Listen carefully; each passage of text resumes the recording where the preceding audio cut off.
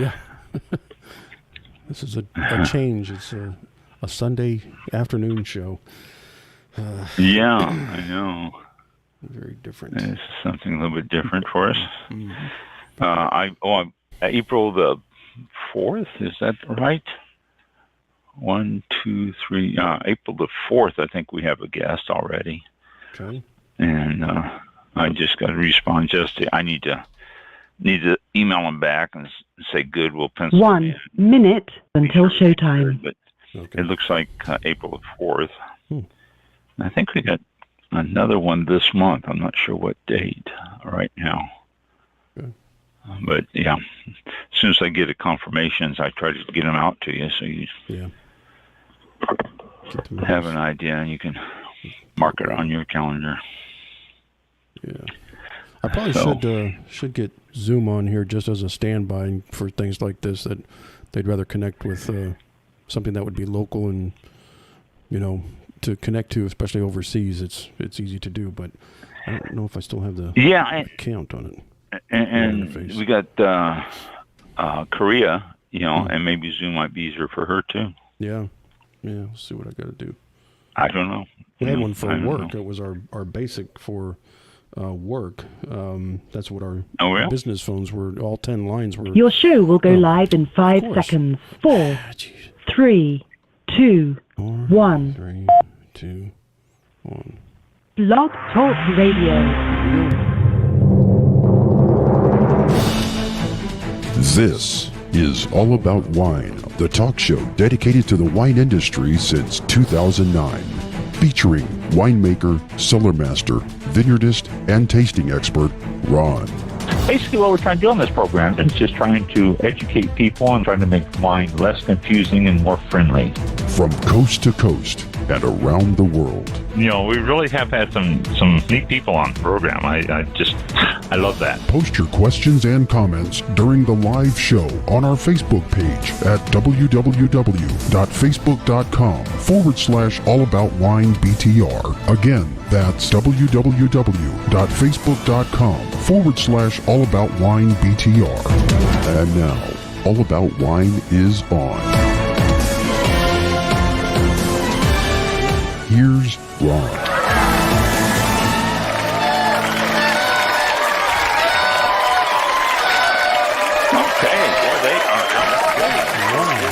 Special Sunday edition. Yeah.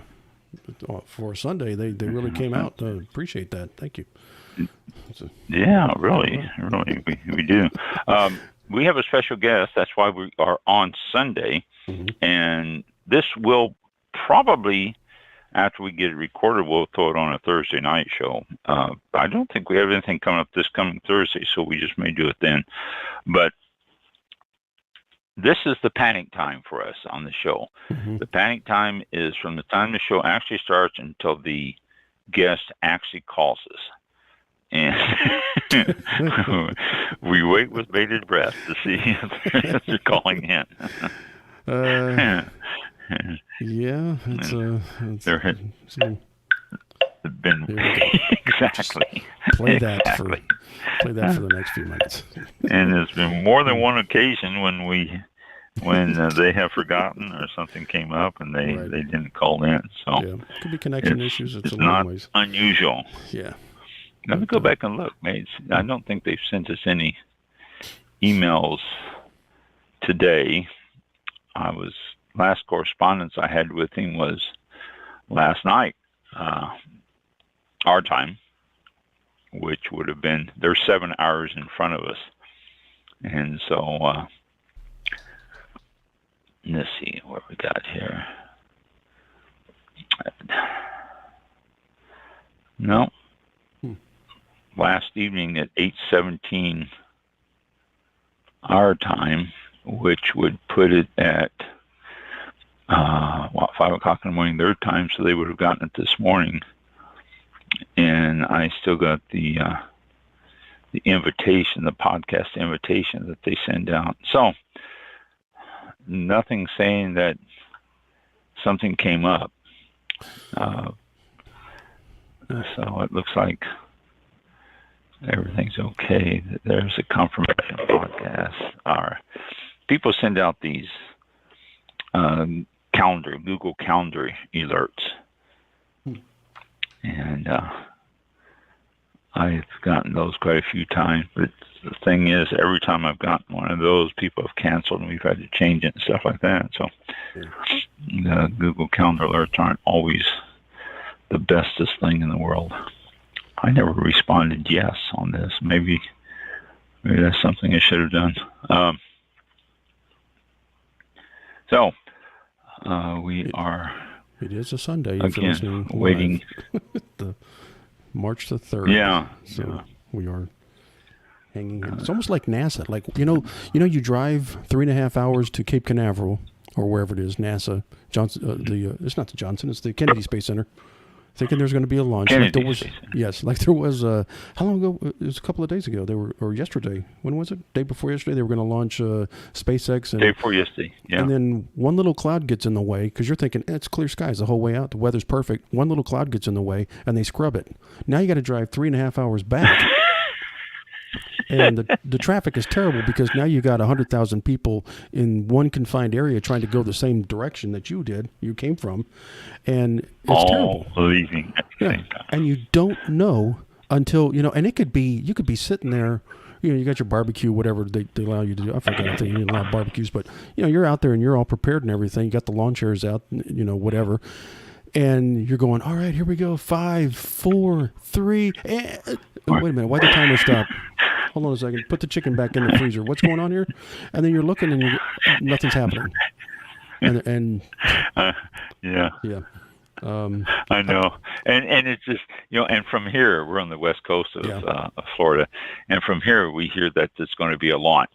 So, So I go outside. They say the launch is going to be in 5 minutes. So I go outside and I start watching, and we can actually see it from here, and especially at night. But we can see it during the day too. And at night you can see the flames coming out of the back. It's impressive. And I go outside and I'm standing there and I'm looking to the east, and I'm waiting and I'm waiting and I'm waiting. And I'm going, what's been more than 5 minutes? And I'm waiting, and my wife comes out and says, I just saw on the news they canceled it. Okay. Oh, it's not like driving all the way over there. I mean, it's That's the same thing though. You never know. Oh, I've done it before. Driving from Tampa to there, and on I-4, it's a terrible drive anyway. But I've seen the coolant coming out of the tower. Gotten to that point, and you're like, okay, here they go. They got the coolant going, so it goes, it drops it down to below freezing, whatever they require it, and then all of a sudden everything stops, and you're like, okay, where's this? Hello, but no, if nothing else, at least toss a bottle rocket in the air. At least make us think, like, oh wow, this is smarter than I thought.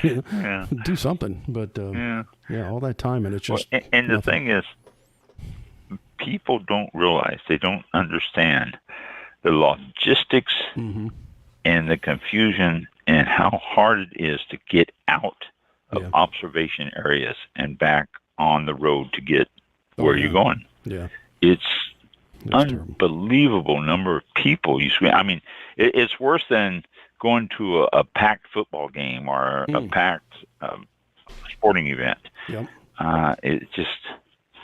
Because on those, people, stagger out and all that. But on the launch, it's canceled. Or even if it's launched, and as soon as it's up in the air, people start jumping in the cars and going. And oh my gosh, it's horrible. You got a great view for anywhere between 30 seconds to a minute till it disappears, and you're like, oh, that was worth it. And then you turn around and 100,000 of you get back on the road at the same time. And we're not talking major roads.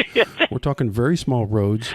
No. Chances are you're facing the wrong direction, so now you got to back out and do a 20-point turn to go back out the little parking lot. No one is directing you. Now at a major sporting event, like you said, you at least have parkers, before the game that are like, oh yeah, park here next, park here. They direct you in. It's a free for all over at some of the viewing spaces over there. So it is. It really is. I mean, I've been over there, I don't know, 3-4 times, and oh my gosh, it's just like, whether it launches or not, you have this logistic problem of getting out of there. Yeah. Yes. And then you have to go through town, Titusville, I think it's Titusville. Isn't it Titusville? Merritt Island, all that stuff. You have to go through town. I think so, yeah. And then get on the main road. It's Yeah, it's I don't want. Titusville's not made. The roads are not made for that much traffic. No. It's just No. It's a little old sleepy town. Yeah. Most of the time, and the roads are not made. I mean, say go out and drive down one of your alleys in the town that you live in, and that's Titusville's main street. I mean, it's just that's it. It's unbelievable. They call that the highway, but it's. Don't want to dissuade anybody.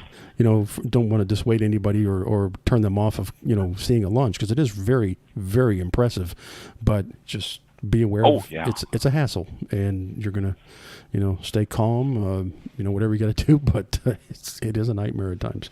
And actually, after fighting it a couple of times, I sat there and waited almost 45 minutes, close to an hour, and started up the car, and it was like nobody was on the road. It took about an hour to clear out of that area there. Yeah. And then I went on home.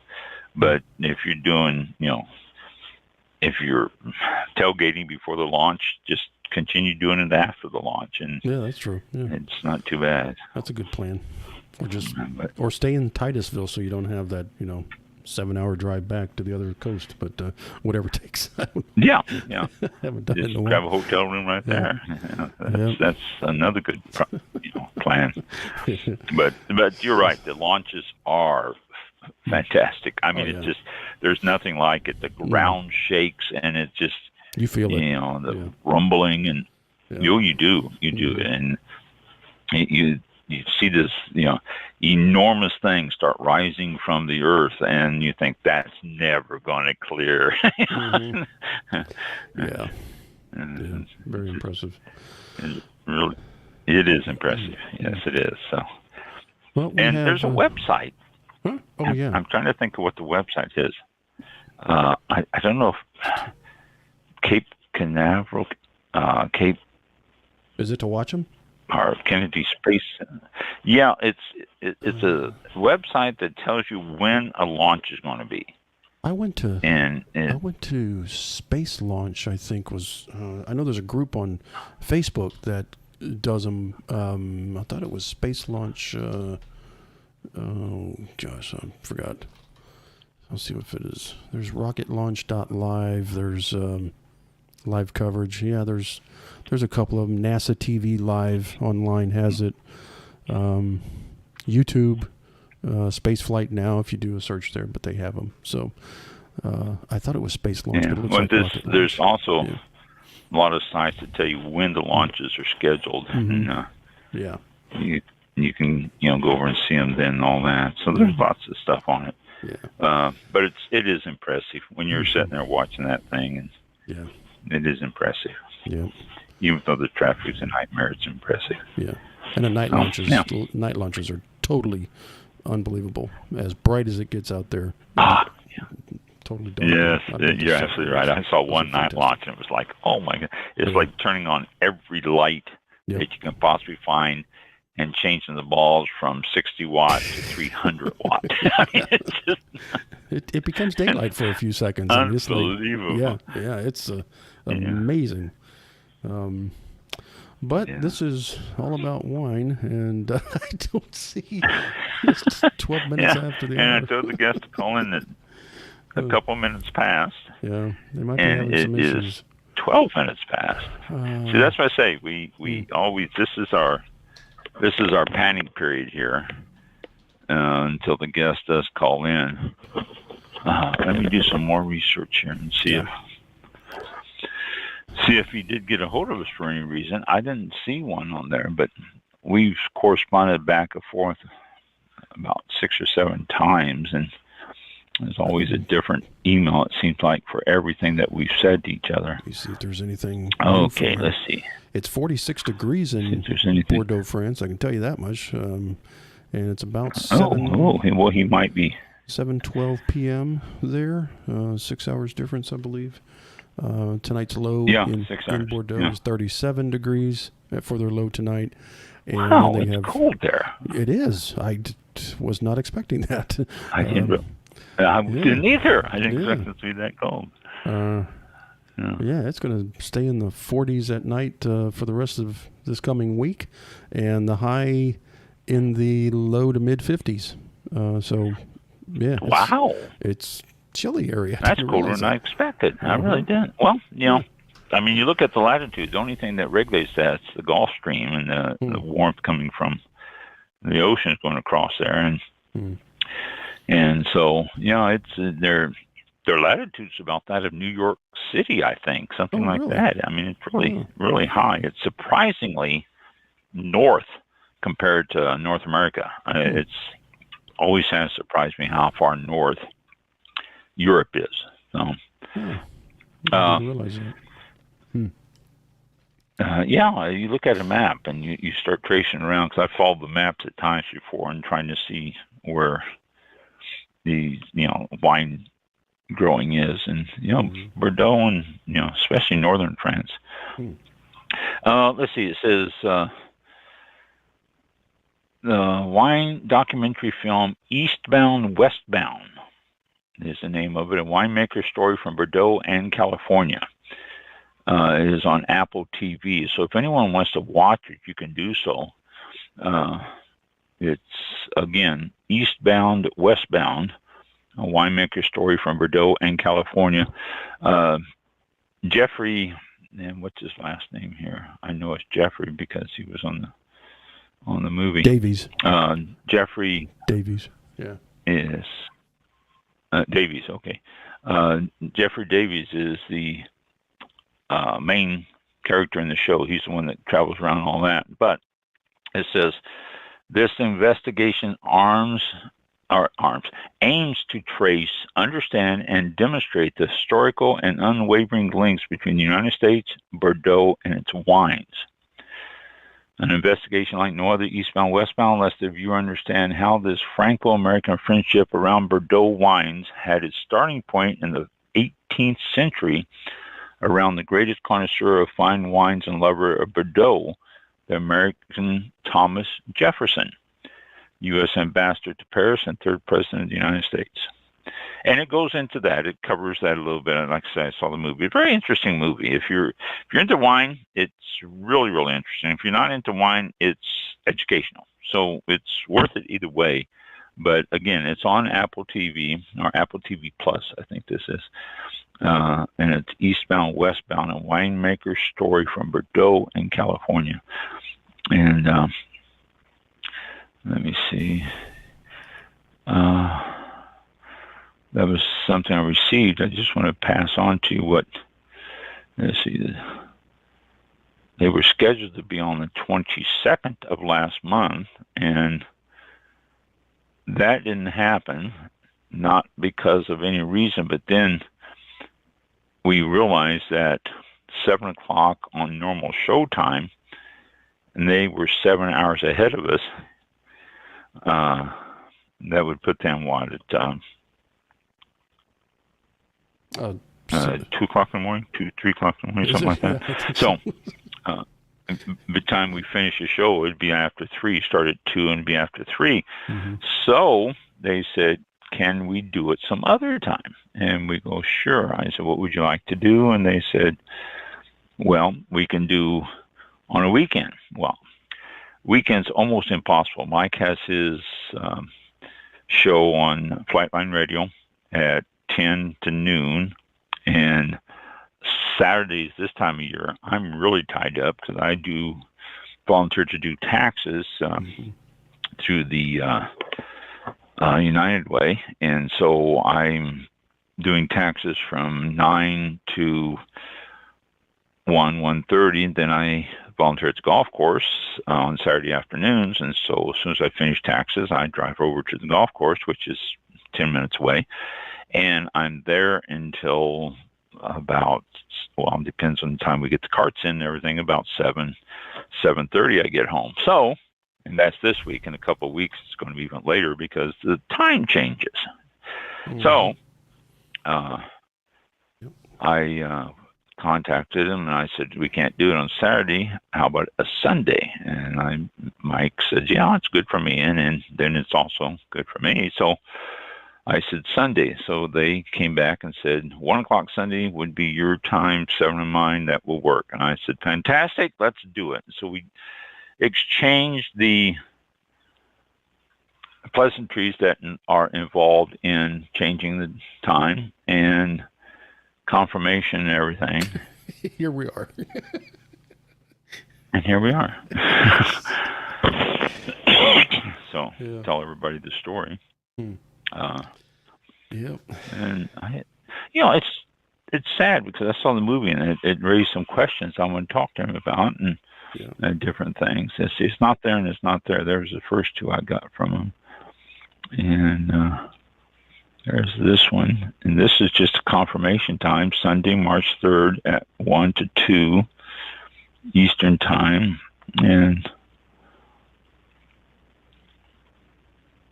we had it. It's so that's a confirmation on that. And then the next email we got was actually from Jeffrey himself, Jeffrey Davies here. And we were talking about the times. He asked me about Zoom and other visual platforms. I said, we are not visual. We are audio only. You can wear your underwear. Call us a couple minutes past 7 your time. And he didn't send an email back saying good or we'll do it. It was just, that was the last one. That was last night. So here we are. Man, it's almost 20 after 1. I really am surprised that he is not contacting us. I have to admit, I am really, really surprised. I figured he would be very prompt and right here and all that. I don't know. Unless something came up, I don't know. Maybe it's just too cold and he can't function. I understand that.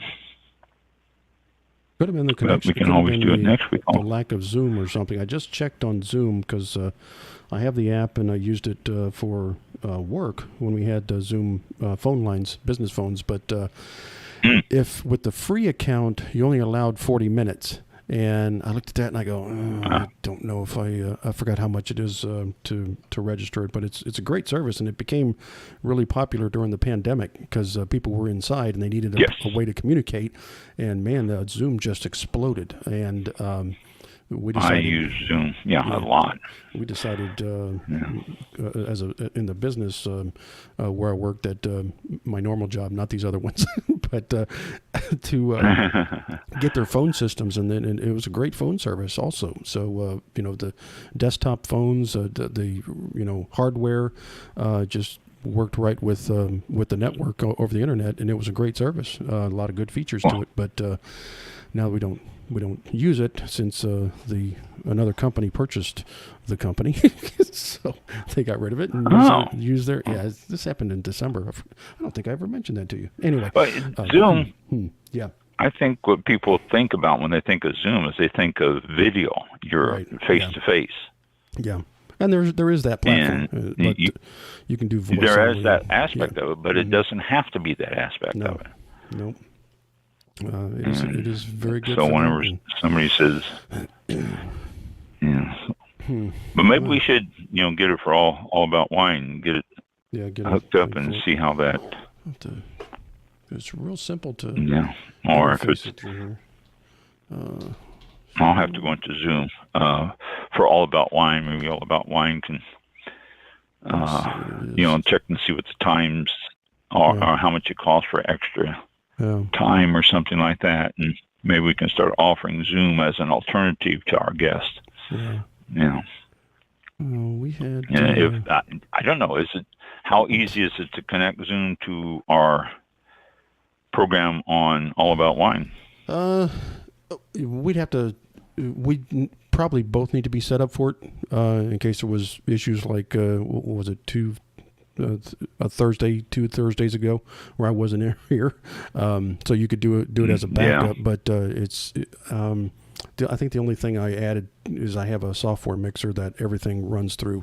It's in the computer, so you'd have to make some changes to your audio setup because you're talking through a microphone, and that's what your dial-in is listening to, whereas Zoom would be what you're talking into, and the output of Zoom would go into Probably best as with a little simple mixer to hook up on the software wise, but with some work it wouldn't be too bad. Oh. But I was just looking at their options here.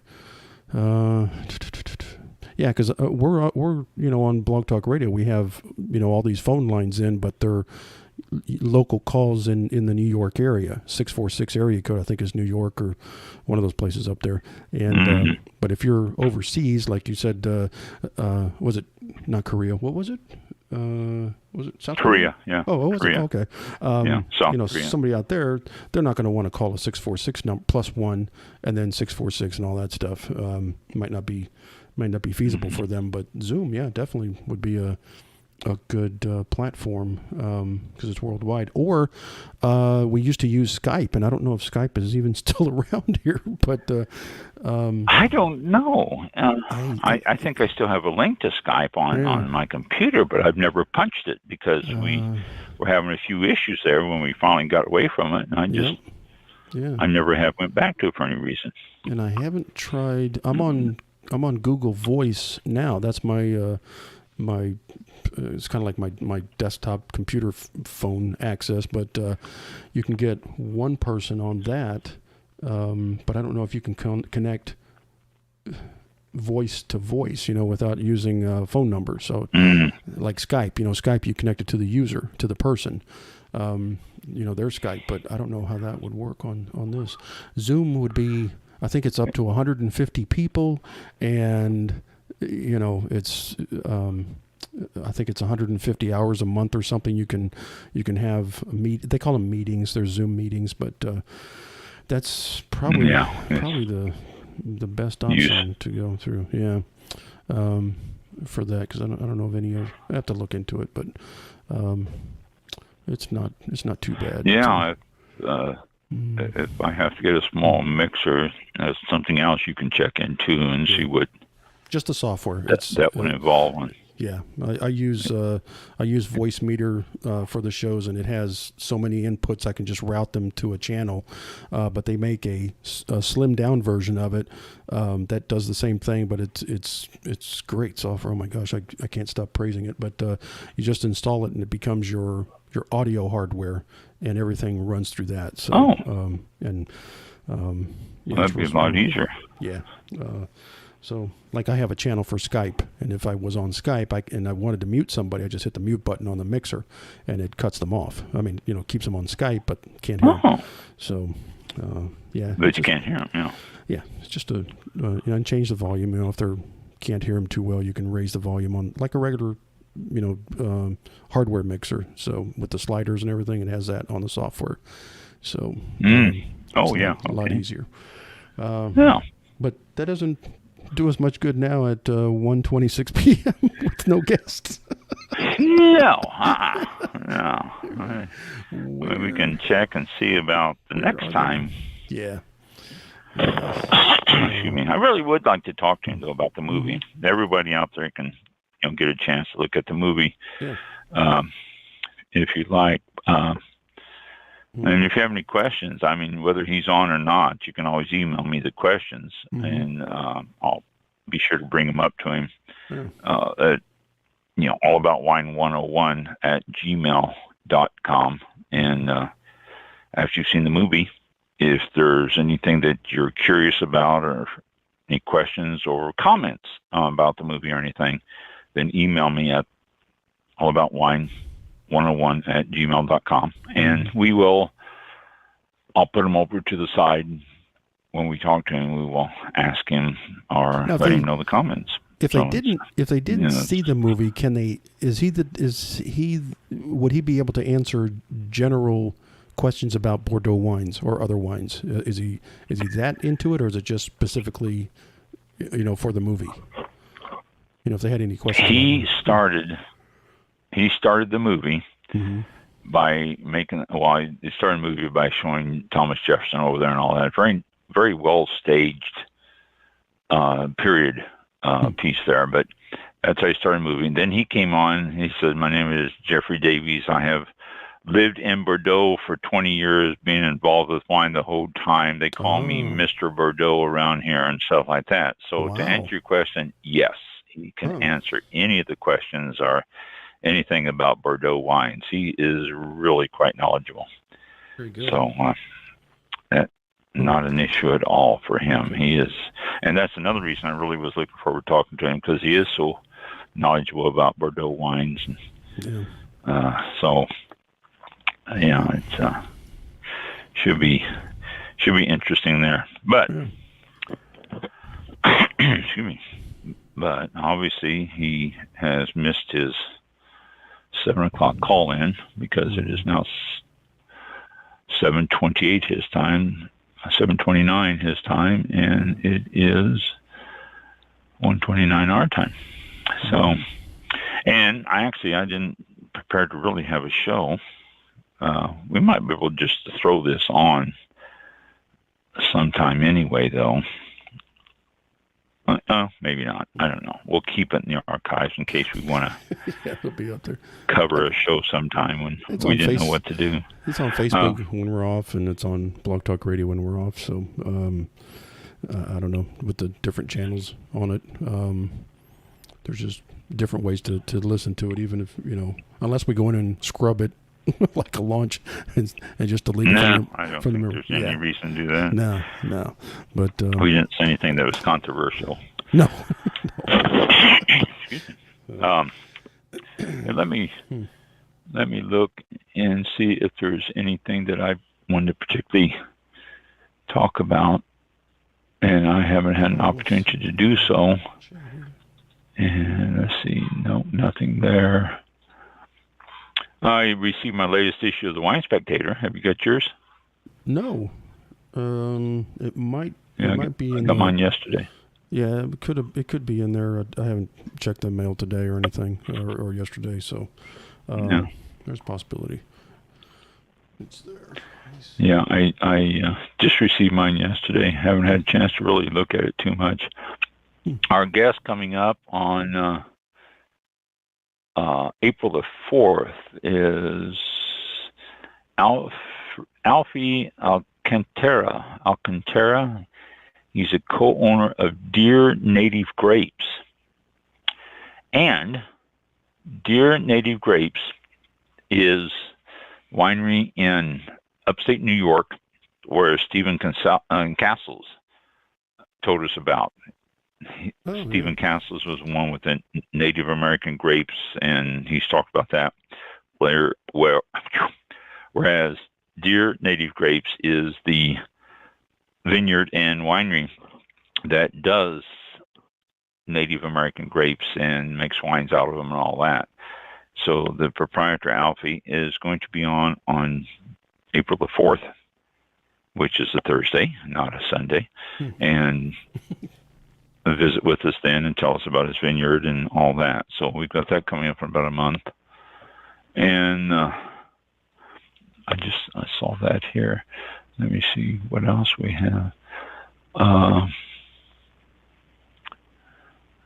Nick and Emma Giles. We talked to Giles last week. Here's another one, No Love Lost Winery. That's coming up in the future. That is March 21st, I believe. Yeah, March 21st. And so we will be having No Love Lost. It says they do natural wines that embody the essence of Napa Valley and adjacent growing regions, which more than likely would be Sonoma and possibly Mendocino. They go on to say, we believe our story, philosophy, and the ethics behind the project to provide an interesting and valuable perspective for your listeners. So that is coming up a couple of weeks. What did I just say? I don't know. March 21st. As soon as I say it. Yep. March 21st, yeah. Right. Yeah, I've already got that in the calendar. So they're going to be on March 21st. And that's going to be No Love Lost Wine Company. And they are located in Napa. Natural wines, which is interesting. The natural, this is something that they talked about a lot on the movie eastbound, westbound, is natural and biodynamic and organic. A lot of the wineries they were talking about, in fact, I think all of them, if I remember correctly, have all gone to the biodynamic, if not at least natural and organic. So becoming quite the movement now. And that's something else I wanted to talk to Jeffrey about. The difference in the taste and the quality of wines when you start going biodynamic. I've never had an opportunity to try them side by side, and I'd really like to do that. I've had biodynamic, I've had natural, but this is becoming a big movement now, the natural wine movement, and just no chemicals, no anything. And I don't know if you've heard recently too, but Napa Valley, the Napa Wine Growers Association, is looking at stopping glyphosate, which is Roundup, trying to stop glyphosate from being used in Napa completely. They want them to go to more of a natural control of weeds and stuff like that, be it goats went around your vineyard or go out there and trim them down with your weed eater or whatever they're going to do. I don't know, but it's probably going to pass, and they're not going to be able to do the glyphosate in Napa, which other areas are also. If Napa does it, more than likely you're going to have follow-up in Sonoma, Mendocino, Central Valley, Sacramento areas, just all over. It's probably going to be a mushroom effect. If one area does it, usually it doesn't take long for others to follow suit on it. So, and that's, if they're going to stop this chemical, if I could editorialize for a moment here, since we're still waiting for a phone call from France. They are going to stop all these chemical use in the vineyards, which is great. I don't have a problem with that. I think it's fantastic. If you can do it, and if you can save the crops, and if you can do this without having to jump the prices up. And to me, this is something as a consumer, I am a little concerned about this. If I go out and buy a bottle of wine that costs me $22 or $23, and all of a sudden they're not going to use these weed killers and these chemicals and all that, they're going to go something else. And they're saying, well, wait a minute, this alternative is going to cost me X amount of dollars per acre more. So therefore, I'm going to have to raise the price to adjust this. So my $22 bottle of wine can now cost $27. That's when I'm starting saying, wait a minute, I know the profit margins on wine. The profit margin on wine is good. It really is quite a good profit margin overall compared to other items. Okay, and you can absorb some of these costs.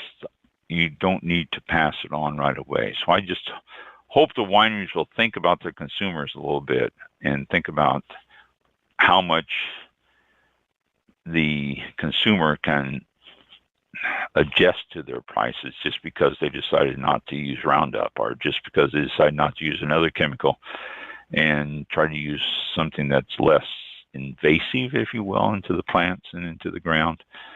And this is one of the main things about the movement going natural and biodynamic and organic and regenerative and all the new ones they have now with all the names, is the fact of how it's treating the earth, how it's treating the ground, what's it doing to everything. If they can continue to not destroy the ground, not destroy what they're putting in the ground, and help it recover on its own, that'll be great. That's wonderful. But they can't raise the prices for everything substantially just because they're using some other chemical. And I, again, like I'm editorializing on this, I don't see the reason to jump up the price. And I guess they can justify it in the fact that, well, this is costing us more money to do this, so therefore it's going to have to be passed on to you. Well, I have seen lots of bottles of wine recently that have been noted as being biodynamic or regenerative or organic, any number of things. And I'm not seeing a great increase on these bottles of the cost. And I think that's very important that they are keeping it within reason for people, because, times are tough now. And I think the wineries understand that as well as anybody else. All these people out here drinking wine can't always afford an increase every time they turn around. So, but this is one of the things about the movie, is that the the biodynamic and the organic, regenerative, the vineyards all over. In fact, one of the vineyards, I'm sorry, I can't think of the name of it right now, is in France, and she switched over to biodynamic a number of years ago. And one of the first ones in the region, she said that she was very groundbreaking when she did that, and people around the area thought she was insane. But now a lot of them are switching over. I can't remember the percentage. He quoted the percentage of vineyards that are in France now, or not France, but in the Bordeaux region, that are now going natural or organic, biodynamic, stuff like that. It's really jumping up quite a bit, a big percentage there. So something we're going to start seeing more and more. And I think, well, some of these people that own these wineries in the Bordeaux region also have bought wineries in California, and particularly Napa and Sonoma, and they are going biodynamic there too. So it's something we're seeing more of. One of the things I found interesting is one winery that was bought out was actually built and planted, grapevines planted by Robin Williams. And it was a beautiful chateau in Sonoma, and he planted vineyard, but he actually died before the vineyards were producing, so he never had a chance to make any wine under his name. But that was interesting. They go and talk about that vineyard and chateau a little bit there. But beautiful places. Get a chance, watch the movie, and we'll get Jeffrey on in the future. He can talk about it. Again, if you have any questions or comments, then send them to the email. I was talking about Jay Nunez, founder and winemaker Novel of Lost Wines. It's going to be on the 21st of April. March, rather. 21st of March. And let me see what else we have here. Is someone else going to be on? Let's see. Oh, here's another one that had contacted me, and probably have him on sometime in the next couple months. It is, let me expand this because I can't read it all. A 60-acre mountain estate winery in Lake County in the Red Hills AVA. Lake County is north of Sonoma, Mendocino, and then Lake County up in that. Well, wait a minute. No, am I wrong? Lake County's east, or is it north? I can't think right now. I don't know. But he's looking at north. Okay, there you go. It's north. North of Mendocino. About 45 minutes to an hour north of Napa. Go through Mendocino County into Lake County. But this is, let's see. What does it say here? I really enjoyed your podcast. Would love to talk to you about boutique wines. BOATIQUE. Boutique. I thought that was cute. Our unique volcanic AVA and the incredible tale of the Mount family. And they're almost 70 years of love story that led to the founding of the winery. So that is coming up probably within sometime this month or next month. I've been corresponding with them and seeing what date they have available. So there's another one there that we have. And let's see. Who else?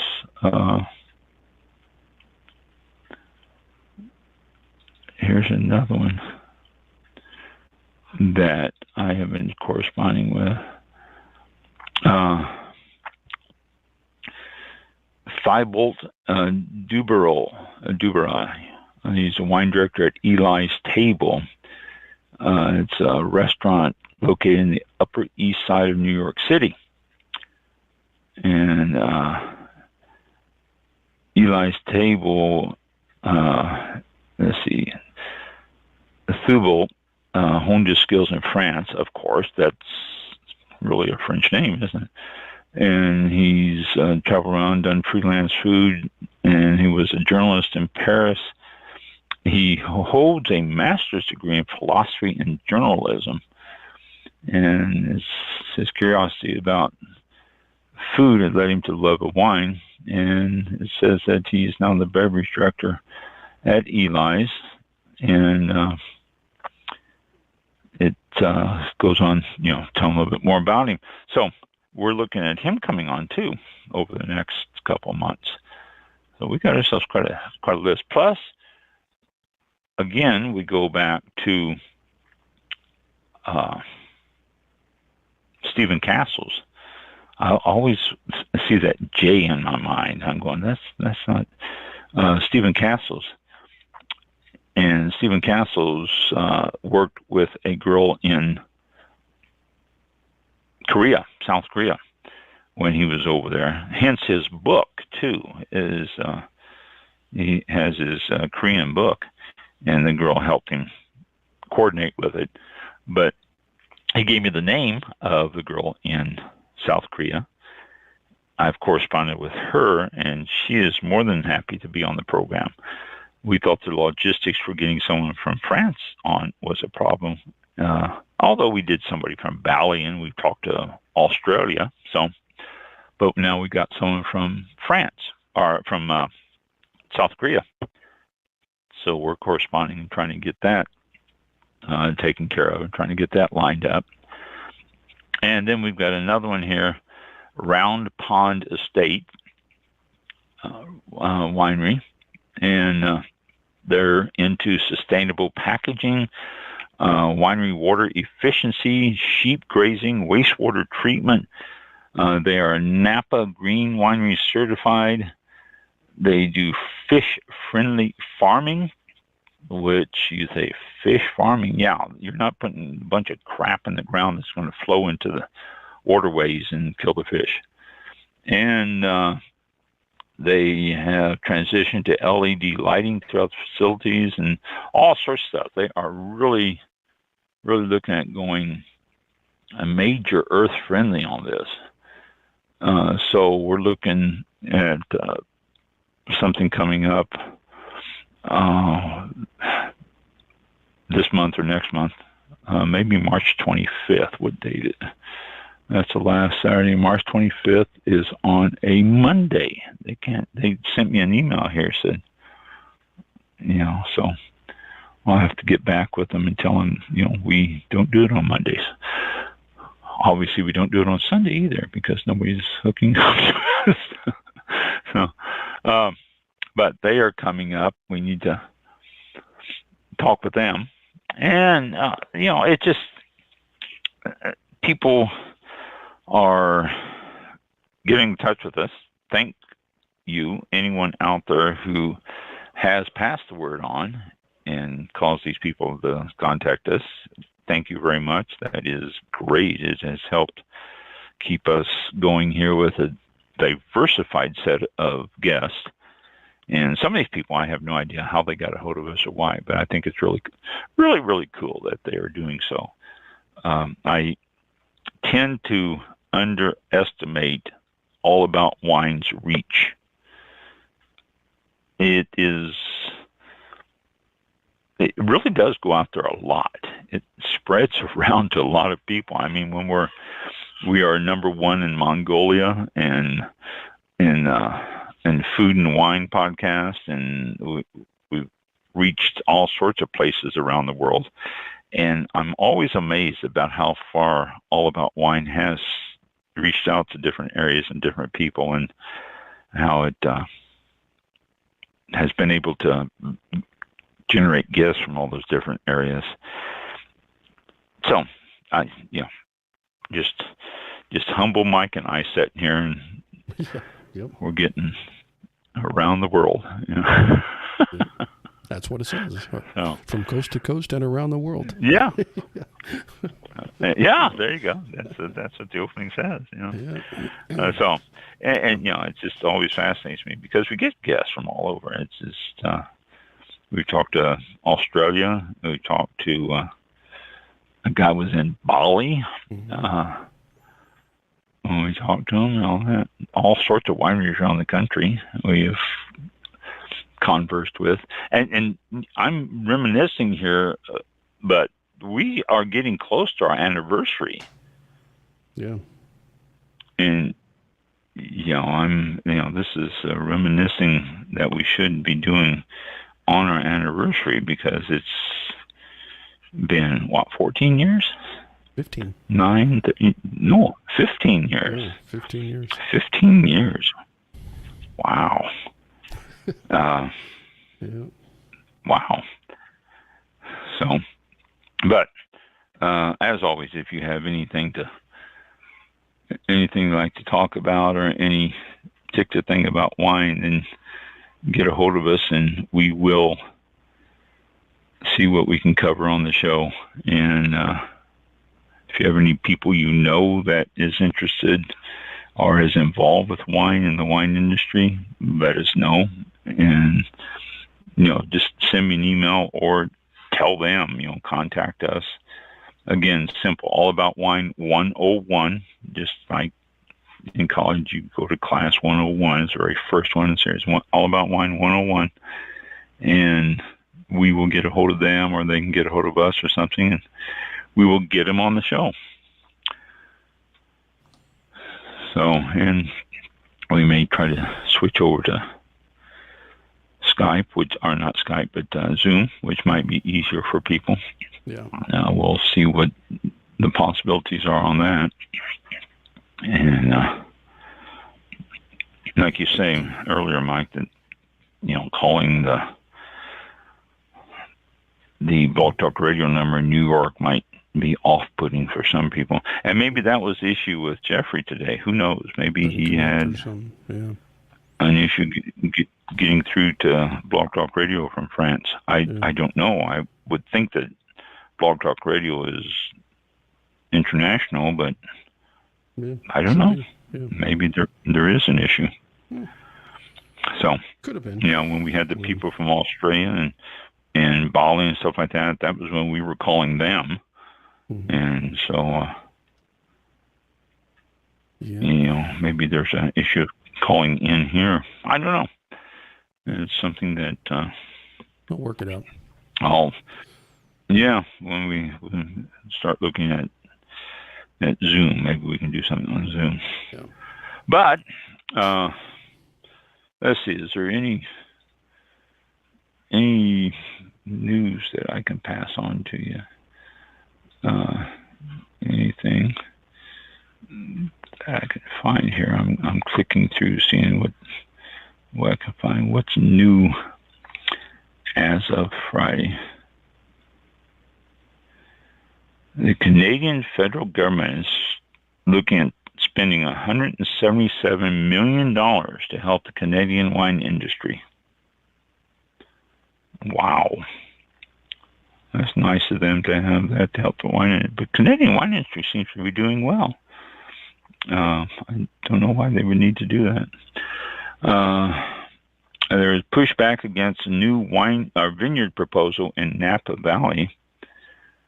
It says a rare proposal for a giant new vineyard in Napa, where vineyard space is limited and therefore coveted, is being argued with. It's an Arizona-based nonprofit, so we'll see if they win that one. I bet you they won't, because Napa's pretty tight about everything.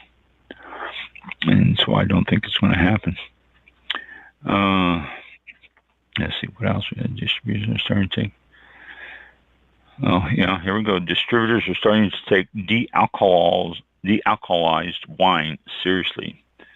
That no low. Read an article on no low and how they actually take the alcohol out on most of them. They do, make the wine and then they remove the alcohol. And they said they get all the alcohol out of it. I don't know. The wines that I've had that were low alcohol or no alcohol, I have not been thrilled. I don't know. Try it yourself.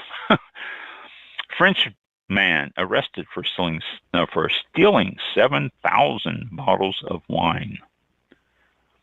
Well, yeah, he should be arrested for stealing that.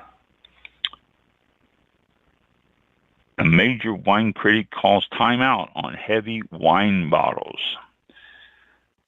He said it's time to start getting to something other than. I had a bottle of wine last week, and oh my gosh, that thing was heavy. You see all these cop shows, and the blunt instrument, that would be the perfect blunt instrument to kill somebody. That thing was so heavy, it was unbelievable. And I hate to have to ship those things anywhere. The cost has to be prohibitive when you start shipping that stuff around. And places like Amazon and X million number of other places that are now shipping for free has almost put everybody into the corner where they have to ship for free, or I'll pay half your shipping costs or stuff like that. And bottles like that has to be unbelievably expensive. I can't see that. So, wow. The only thing I thought about when I was drinking, every time I poured myself a little bit more, I'm thinking, wow, this bottle was heavy. Pennsylvania wine production rises from 5th to 4th in nation. Wine production in Pennsylvania has jumped up. Well, they've just probably converted a lot of their raisin grapes and table grapes over to wine production, which would be pretty simple for them to do, actually, because they have a lot of that. Pennsylvania now has 326 wineries. Whoa! Staggering. I didn't know they jumped up that much. 326 wineries in Pennsylvania. No wonder they jumped up to 3rd place. I wonder who they unseated. It doesn't say in the article. But 326 wineries in Pennsylvania. If that's right, anybody who lives in Pennsylvania, walk down the street and tell the winery there to call me, and we'll get them on the air. With that many wineries, and there has to be one all over the state within a mile of where you are.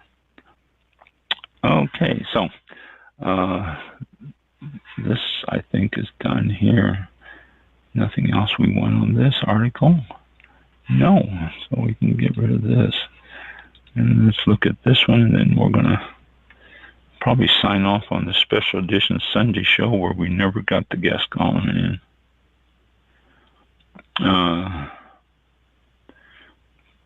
Lost in time devalued alcohol tax to bail out Cal State.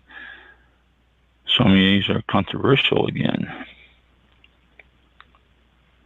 The sommelier is in peril once again. What does this say? Let me look at this. This is out of San Francisco Chronicle. It's going to pop up and tell me to put in my password here. Yep, there it is. But, it's just saying sommeliers are, after the pandemic, when they were very popular, now they are really losing their appeal. So I can't get into it. I don't have my password in front of me. I don't have it memorized, so I can't read you the article. I got to read the San Francisco Chronicle today anyway, so I haven't. So the sommeliers are becoming the way of the dinosaurs, looks like, according to this. A little bit I've read of this before it kicks me off. Okay, so a couple minutes till 8. While I'm talking about San Francisco, got to talk about all the snow there. All the snow there in California. 10, 12 feet in some areas. And it's going to really take an effect over the next week or so. Well, there's another storm coming in right behind it, so they're going to dump some more snow. But figure within the next month, we'll probably see tremendous amounts of flooding, because all that snow will melt and have to have some place to go. So we'll start seeing that coming up. And the wildfires in Texas, oh my gosh, that is unbelievable. I didn't hear about that until yesterday. I don't know why. I just missed the news on that. But the wildfires in Texas are just devastating. Just went to one town there and just completely leveled it. One guy said he's going to stay in his house and trying to save it. He said he turned around and drove away, and he knew that his house was gone and there was nothing he could do about it. He said that it just came at him so fast, and the winds were whipping up to 45, 50 miles an hour, and it's blowing that fire. And it joined with the fire in Oklahoma, up in the Panhandle area, joined with the fire there. And so it's a tremendous amount of square miles that is burned, the biggest one ever in Texas, and it's approaching some of the biggest ones in this country. So it's really devastating there. And some more bad weather moving its way also onshore, so it's going to be coming across the country. So if you are anywhere near those areas, heed the warnings, stay off the roads, don't try to get out there and all that. Same thing, they've closed stretches of I-80 in California, they've closed stretches of I-5 or I-10, I think. I-10 is in the Panhandle, so they've closed stretches of I-10 in Texas. So be careful. If you have to go out there, be careful. And that's it. We're done. We did ourselves a show on Sunday, and we didn't have our guests show up. Yeah, maybe next time. We'll see. Yeah, I'll get a hold of him and find out what the heck happened. Yeah, okay. That just surprises me, because I think something happened, because I can't. Something came up. Maybe Yeah. We will return on our regular day, which will be Thursday, March the 7th, and we'll have either replay this, never know, or we'll have another show. We'll never know. Figure that out. But we have this as a backup at least. So thank you all for tuning in and for being there with us during this hour. I do appreciate it. And we'll talk to y'all next time live on All About Wine. Have a good week ahead, and be safe. We'll talk to you then. Thanks for listening. Be safe out there now. This concludes tonight's broadcast of All About Wine with your host, Ron. For show information, links to All About Wine on Twitter and Facebook, or to be a guest on this show, visit the show website at www.allaboutwinebtr.com. Archived shows are available for download on iTunes or on our show page at blogtalkradio.com/allaboutwine. Thank you for listening. Drink responsibly, and we'll see you next time on All About